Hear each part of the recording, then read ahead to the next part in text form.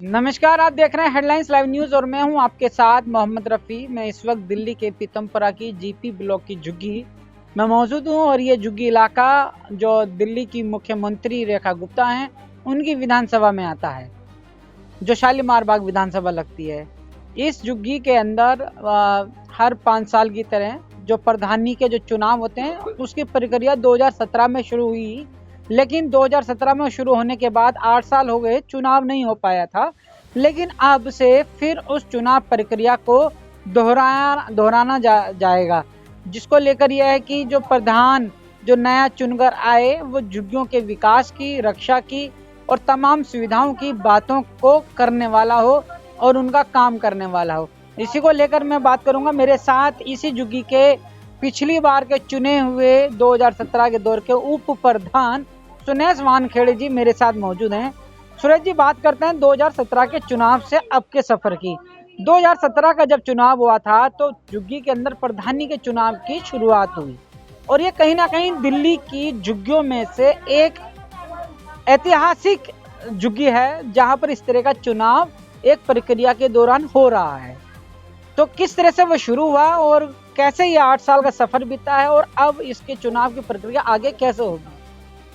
देखिए, आपने देखा होगा कि 90 का दौर अलग था, 2000 का दौर अलग हुआ और अब 2025 का दौर अलग है।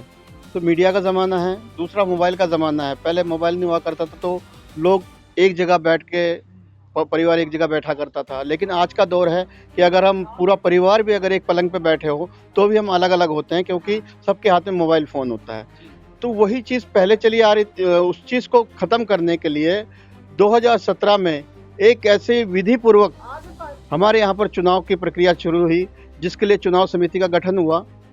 चुनाव समिति के अंदर जो उनके काम होते हैं, जैसे बैलेट पेपर का है, पर्चियों का है, पुलिस व्यवस्था है, मीडिया है, हर तरीके की सुविधा जो कि कॉरपोरेशन हो या विधानसभा हो, उसमें भी जो प्रक्रिया अपनाई जाती है, सेम वही चीज़ हमने इस RWA केस में की है। जी हाँ। इस चुनाव की प्रक्रिया को कैसे पूरा किया जाता है और क्या इसमें पैसा देकर, जमानत देकर चुनाव लड़ा जाता है और फंड कहां से अरेंज करते हैं प्रधान? देखिए, जब ये चुनाव समिति बनती है तो उसका जो खर्चा होता है तो चुनाव समिति तो देगी नहीं उसको, तो जाहिर सी बात है जो कैंडिडेट होता है उनके माध्यम से, जैसे कि मेंबर जितने खड़े होते हैं उनका एक आकलन लगाया जाता है कि हमारे 50,000 खर्चा होगा या 1 लाख खर्चा होगा, तो उस हिसाब से हम एक मेंबर पे, किसी पे 10,000 का हुआ तो 10,000 रुपये के हिसाब से डाल दिया, 11,000 का हुआ तो 11,000 के हिसाब से डाल दिया। तो उस तरीके से फंड जब इकट्ठा करते हैं हम जो कैंडिडेट होते हैं, उसी के अंदर अंदर उस कार्य को निपटाया जाता है चुनाव तक का। इस बार का क्या प्रोसीजर रखा जा रहा है? इस बार भी देखिए, कैंडिडेट के ऊपर बात है। अगर कैंडिडेट कम हुआ तो खर्चा तो सेम रहेगा, चाहे आप 2 लोगों में करवा लो चुनाव या 4 लोगों में करवा लो, चुनाव प्रक्रिया तो सेम रहती है और खर्चा भी सेम ही आता है। लेकिन उम्मीदवार अगर बढ़ते हैं तो यह है कहीं ना कहीं खर्चा कम हो जाता है एक एक कैंडिडेट के ऊपर।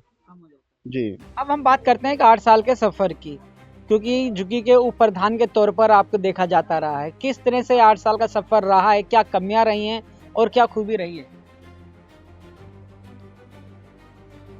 कमियां तो देखिए सर, हर चीज़ में कमी आपको मिलेगी। आप कितना भी अच्छा कर लीजिए, लेकिन कमी निकालने वाला ज़रूर उस पर कमी निकाल देगा। बहुत आसान है किसी की भी कमी निकालना।